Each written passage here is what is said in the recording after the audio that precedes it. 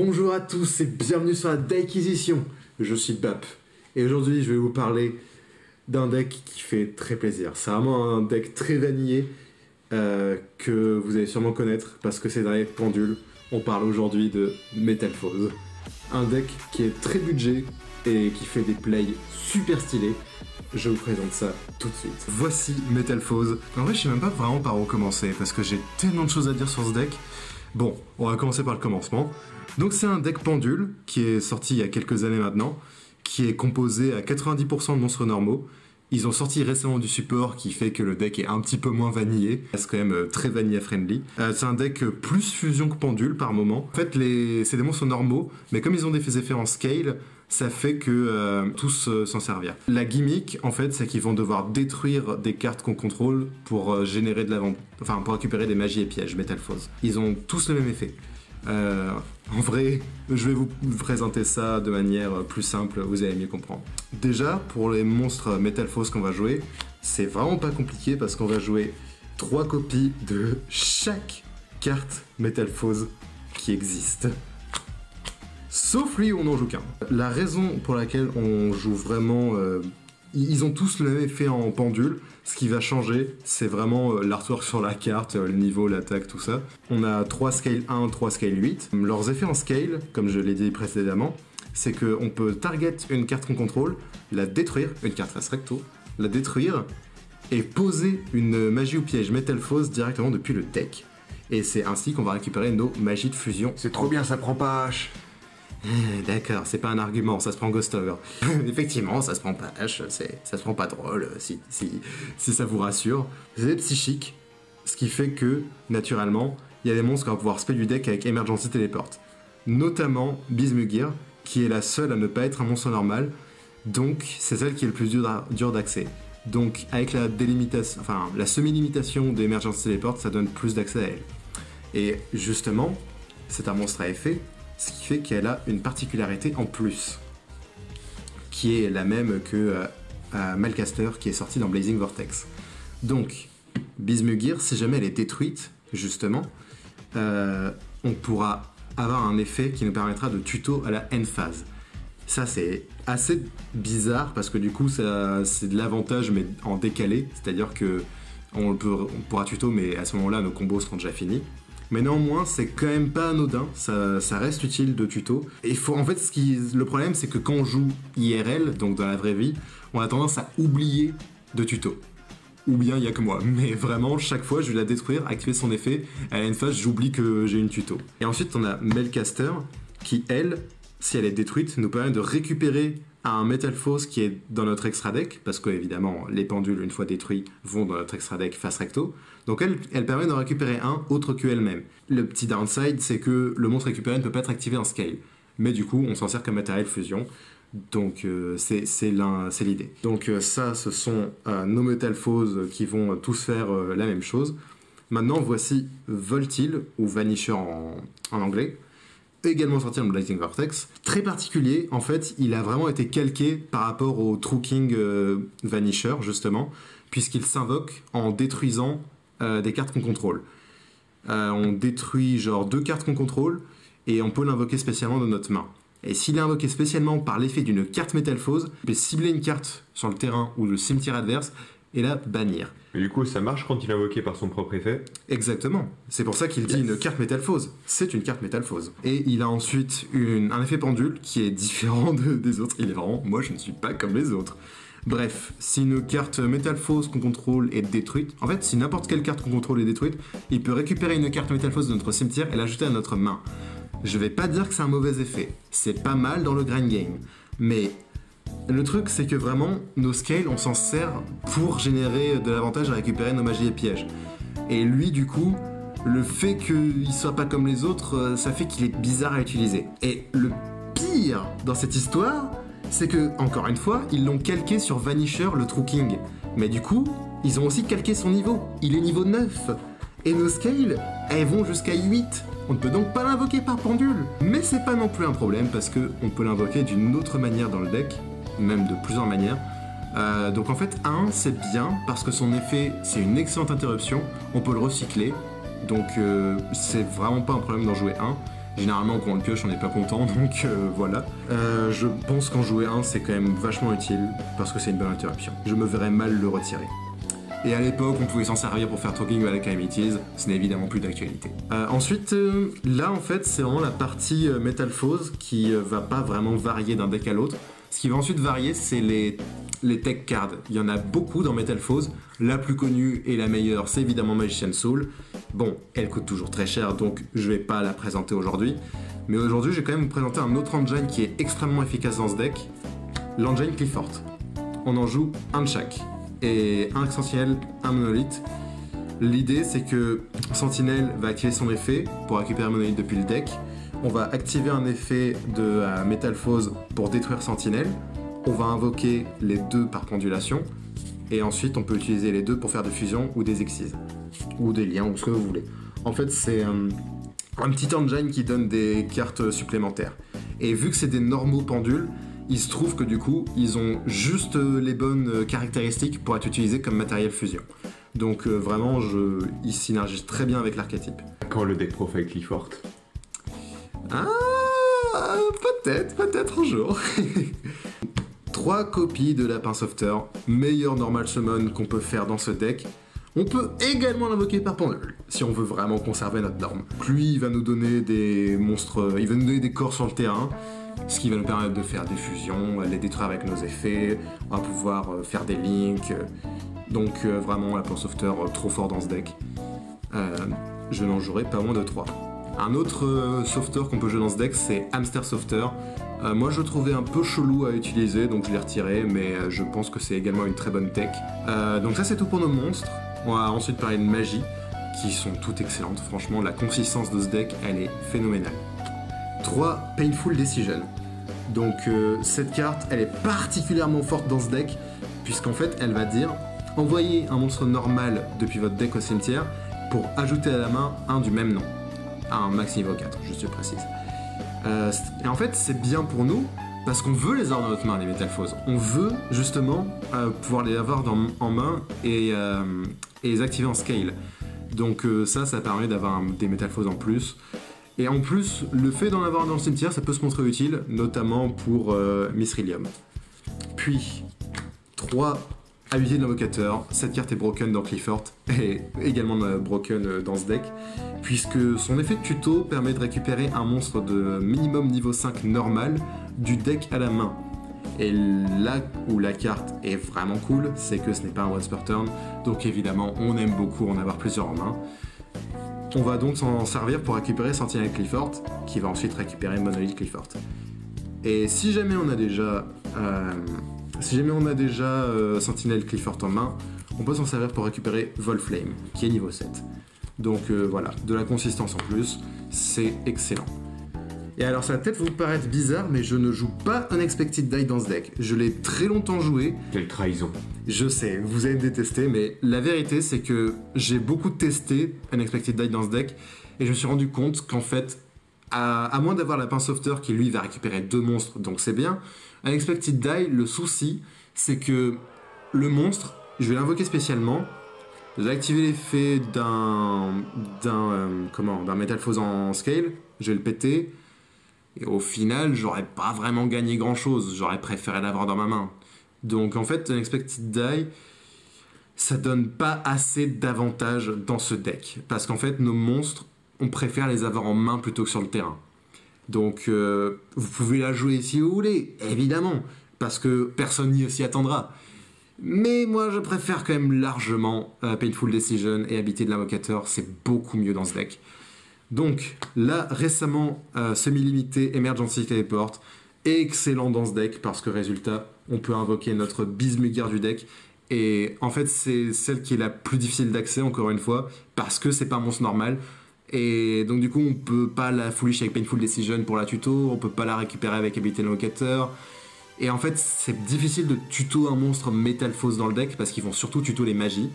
Donc Emergency Teleport ça permet de l'avoir dans le deck, enfin sur le terrain. Et ensuite on peut direct la pop. Et elle pour le coup ça sert de l'avoir sur le terrain pour la pop parce qu'elle a cet effet de floating. Donc c'est vraiment très fort dans le deck. Ensuite on va jouer une copie de chaque magie de fusion Metal Foes. ça ne sert à rien d'en jouer plusieurs. J'ai testé, ça sert à rien. On ne veut pas les avoir en main de départ, on veut les tutos. Pour résumer, Fusion Metalfoes... Une carte SS. Oui, c'est une carte SS, si ça t'amuse. Mais si on la joue dans son archétype, elle permet également de faire une fusion. C'est vraiment une polymérisation classique, mais elle a cette particularité qu'elle peut se recycler toute seule si elle est dans le cimetière et piocher une carte. Donc elle permet de cycler, de récupérer un petit peu d'avantage. Et nous, évidemment, on ne s'en plaint pas parce qu'on va beaucoup détruire, donc une petite pioche de temps en temps, ça fait pas de mal. Parametalphos Fusion, qui est sortie dans Blazing Vortex et qui est juste super forte. Elle permet de faire une fusion, mais elle permet également d'utiliser des monstres depuis l'extra deck. Donc en gros, on utilise un de la main, un du terrain, un de l'extra deck. On n'est pas obligé de faire les trois, mais en gros, elle permet d'utiliser les trois éléments. Extra deck face recto, tu veux dire? Oui, face recto. On peut utiliser les monstres pendules qu'on a détruits. Évidemment, on ne peut pas utiliser des monstres comme ça directement de notre extra deck et faire un extra foolish. Du coup, c'est vraiment excellent parce que c'est un peu ce dont manquait le deck avant Blazing Vortex, c'est que le deck était quand même, il avait pas autant d'endurance depuis la ban d'Electromite. Résultat, il avait besoin d'une carte comme ça pour utiliser des ressources ailleurs. C'était soit ça, soit le Graveyard, mais on n'utilise pas le Graveyard parce que c'est un deck pendule, donc voilà. Et Parametalphos Fusion, qui est c'est une fusion classique, mais elle a la particularité d'être rapide, ce qui permet certains plays. Une de chaque, c'est vraiment débile d'en jouer plus, parce qu'on ne veut pas les piocher encore une fois. Broken dans ce deck, 3 super polis. J'expliquerai plus tard. Une combinaison, un contre. Pareil, on en joue un de chaque parce qu'on peut les tutos. Dans une version Magician Soul, on joue plusieurs combinations parce que du coup, Magician Soul synergise avec. Bon, là, on l'a pas, donc une, c'est bien. Les deux cartes sont très fortes. En combination, si un monstre fusion est invoqué, peu importe que ce soit par nous-mêmes ou par l'adversaire, on peut reborn un Metalfoes de notre cimetière d'un niveau inférieur au monstre qui a été invoqué. Et cet effet permet des plays juste incroyables. Cette carte, c'est la moitié de la raison pour laquelle j'adore ce deck, c'est parce qu'elle permet vraiment de trucs incroyables. Et si elle est envoyée au cimetière depuis le terrain, elle permet de tuto un monstre Metalfoes. Oui, c'est la seule carte du deck qui permet de tuto un monstre Metalfoes. Donc évidemment, en fait l'idée c'est qu'on va s'en servir pendant le tour adverse, faire une fusion avec Super Poly ou justement Fusion Metalfoes pure, et ensuite on pourra utiliser son effet pour reborn l'un des matériels qu'on aura utilisé. Ensuite, contre Metalfoes, si une de nos cartes est détruite, peu importe laquelle, peu importe la manière, on peut l'activer et invoquer spécialement un Metalfoes depuis notre deck. C'est une bonne carte de base, parce qu'elle permet d'invoquer des Metalfoes un peu durs d'accès, du style Melcaster ou Bismugear, mais surtout, elle peut invoquer Voltil. Donc en gros, une de nos cartes est détruite, boum, on se paie Voltil qui est quand même un gros bonhomme, et ensuite on peut bannir une carte adverse. Je trouve que c'est une très bonne punition. Et en plus de tout ça, au tour suivant, genre le tour autre que celui où elle a été bannie, envoyée au cimetière, on peut la bannir pour récupérer un monstre Metalfoes de notre extra deck à notre main. Donc, interruption pendant le tour adverse et permet des follow-up. Très très pratique. J'aime bien finir mon tour avec au moins un. Comme ça me donne cette interruption en plus. Et mes amis, nous avons terminé avec le main deck. On va donc commencer avec notre extra deck. Encore une fois, désolé Electromite, tu es toujours banni. Un jour peut-être je ferai une mise à jour du deck où tu seras dedans. Mais bon, en attendant, nous allons jouer 3 copies de Mithrilium Metalfoes. Meilleur monstre du deck, vraiment de très loin. C'est un playmaker incroyable. Donc les matériels des Metalfoes se ressemblent un petit peu, je vais pas les préciser à chaque fois. Donc, Mithrilium. Aucun de ses effets ne sont once per turn, donc on peut vraiment abuser d'elle de plein de manières différentes. Donc, premier effet, on peut shuffle 2 cartes Metalfoes de notre cimetière dans le deck, que ce soit des monstres ou des magies. Et on peut cibler une carte sur le terrain, peu importe sur quel terrain, et la renvoyer en main. En go second, ça permet de bounce des cartes adverses. En go first, c'est utile aussi parce que du coup, on peut récupérer une de nos scales en main et ensuite la réactiver pour refaire de la tuto. Ensuite, si elle est envoyée du terrain au cimetière, elle peut reborn un monstre pendule Metalfoes qui est dans notre cimetière ou dans l'extra deck. Du coup, il ira en zone monstre extra. Un truc que j'aime bien avec Mithrilium, c'est que justement, si jamais Voltil est dans le cimetière, elle peut Reborn Voltil pour ensuite utiliser son effet et bannir. Donc c'est la troisième manière de l'invoquer. Donc par son effet, par contre Metalphose et par Mistrillium. Les trois manières sont intéressantes. Et donc voilà, vu qu'aucun de ces effets ne sont once per turn, ça fait qu'on peut bounce plein de cartes, l'utiliser comme matériel fusion, Reborn, peut la pop pour ensuite récupérer une magie ou piège et ensuite réactiver son effet pour Reborn un de ses matériels, qui pourrait être un truc comme Bismugear, Melcaster, que sais-je. Donc voilà, gros playmaker, on veut l'utiliser le plus souvent possible. 2. Alcaest. Alcaest, c'est un renoncé en effet rapide. J'explique. Pendant le tour adverse, spécifiquement pendant le tour adverse, vous pouvez cibler un monstre à effet contrôlé par votre adversaire et l'équiper à cette carte. Et il gagnera une défense équivalente à son attaque. Forcément, bouffer un monstre adverse en effet rapide, on apprécie. Néanmoins, ça ne marche pas contre un autre membre de la d'acquisition parce qu'on peut pas prendre un monstre sans effet. Oh, quel dommage. Ah zut, je ne peux pas voler moi du tennis. Bref. Et un autre effet qui est intéressant, c'est que on peut utiliser ces matériels, enfin, on peut utiliser les monstres qui lui sont équipés comme matériel fusion. Ça peut servir, c'est vraiment pas anodin. Et on en joue 2 parce que en tour 1, c'est vraiment bien d'en invoquer 2 parce que résultat, son effet de voler un monstre n'est pas une fois par tour. C'est vraiment bien. Sinon, un autre truc que vous pouvez faire, c'est en faire un, puis poser une fusion Metalphose pure, quelque chose comme ça, pour voler un monstre adverse, faire fusion Metalphose pure, en invoquer un deuxième, reprendre un monstre. Ou bien utiliser le matériel qu'il a récupéré pour faire une fusion. C'est pas pour rien qu'il est sur l'artwork de fusion Metalphose pure.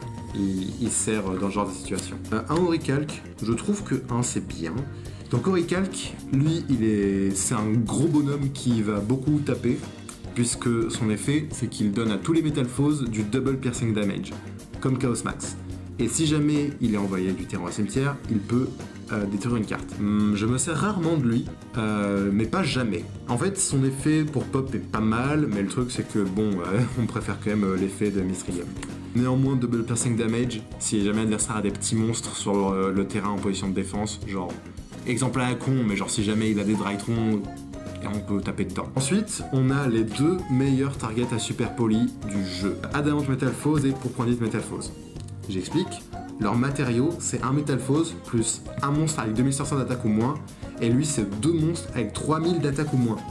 Mais du coup, ça veut dire que si on a Super Poly en main, on peut vraiment bouffer beaucoup de monstres adverses grâce à eux. Donc en go first, si vous avez Super Poly, c'est bien, parce que du coup, vous pouvez faire vos combos, et genre, à la fin du tour, Bismugear permettra de tuto une carte que vous pourrez défausser avec Super Poly, du style Voltil pour ensuite le Reborn. Vous pouvez ensuite bouffer tout le board adverse pour faire un gros Pourpoint. Pourpoint est niveau 9, du coup c'est avec lui et Voltil que les gens faisaient Troking à l'époque. Il existe une carte Terrain Metalphose, qu'on ne peut pas tuto parce qu'elle n'a pas le nom Metalphose, mais Métamorphormation, c'est exactement comme Perfection sans défaut du Tenny, où en gros, les monstres sans effet Metalphose que vous contrôlez ne seront pas affectés par les effets de carte.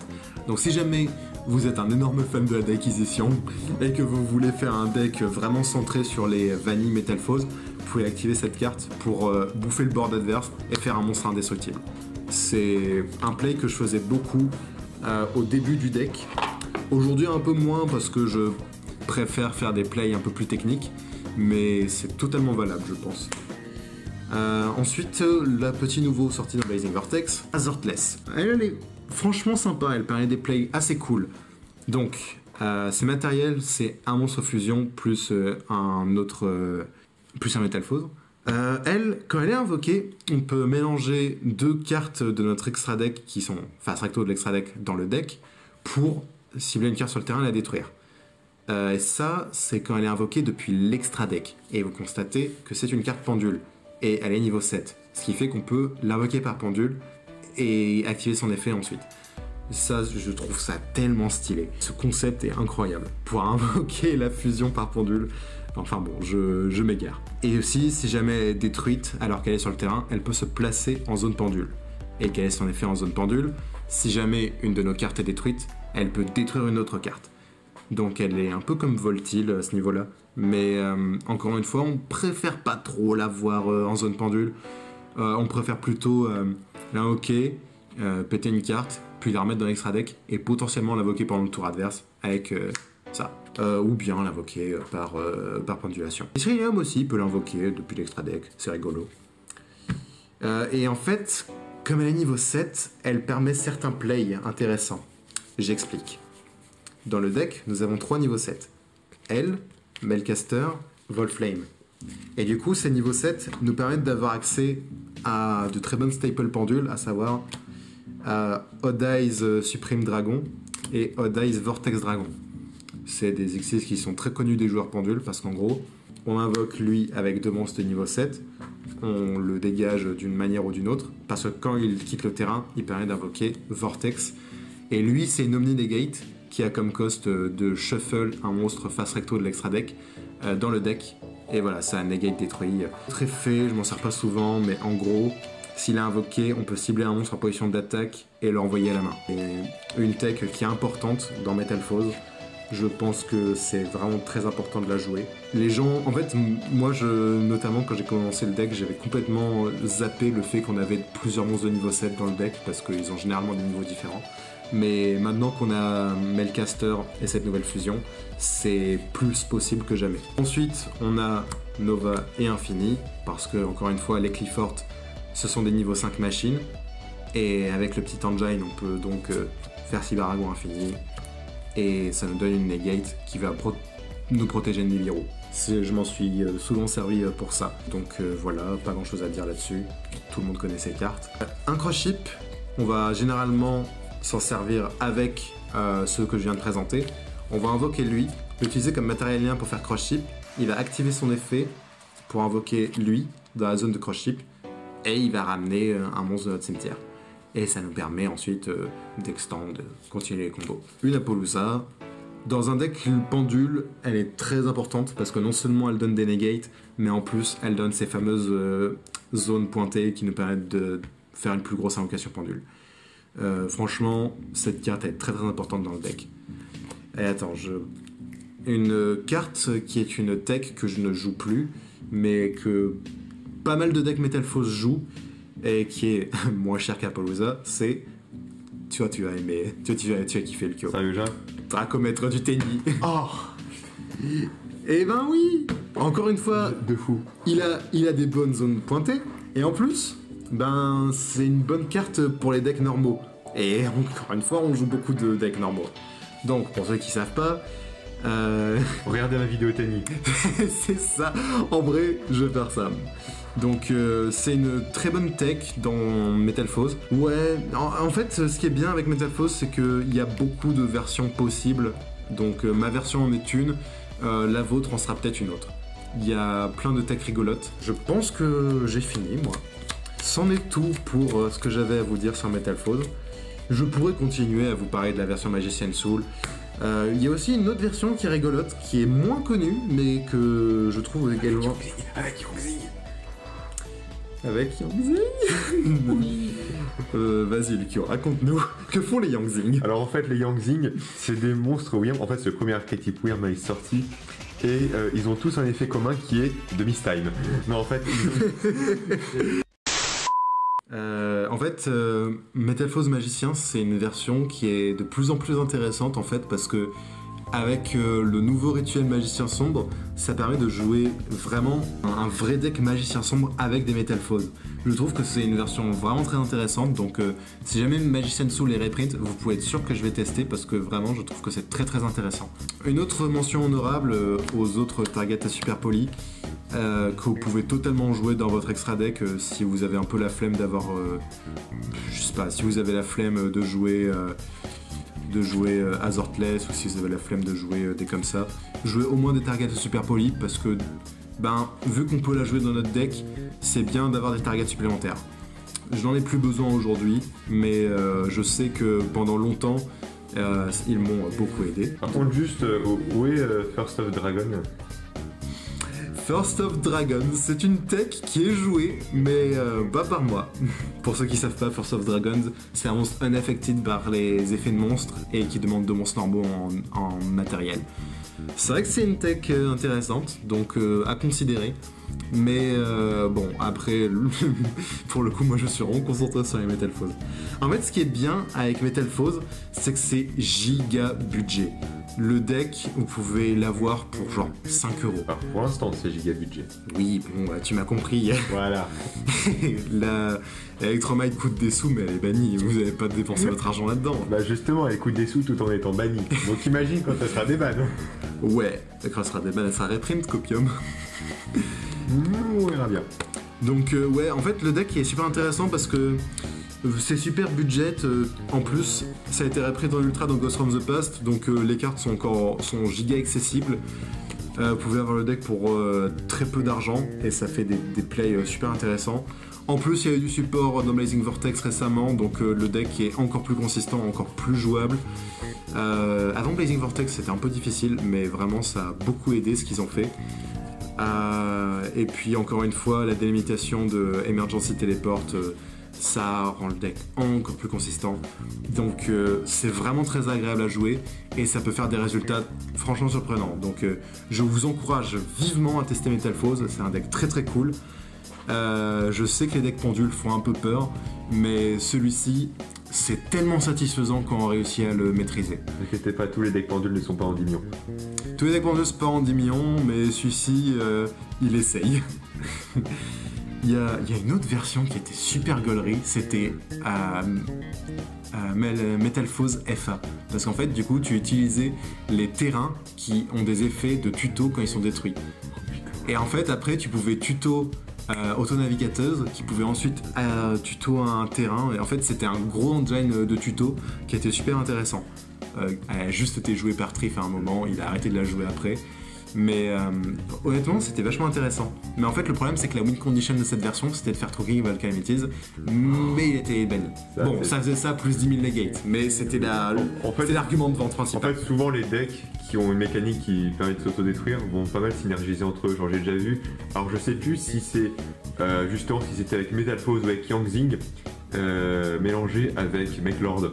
Oui, c'est une façon comme une autre. En vrai. On diverge. Encore une fois, soyez créatifs, n'hésitez pas à tester ce deck, il est très customisable. C'est l'une des parties que j'aime le plus. Très splashable. Oui, il est très splashable. Et puis surtout, n'oubliez pas que personne ne s'attend à la Daikization.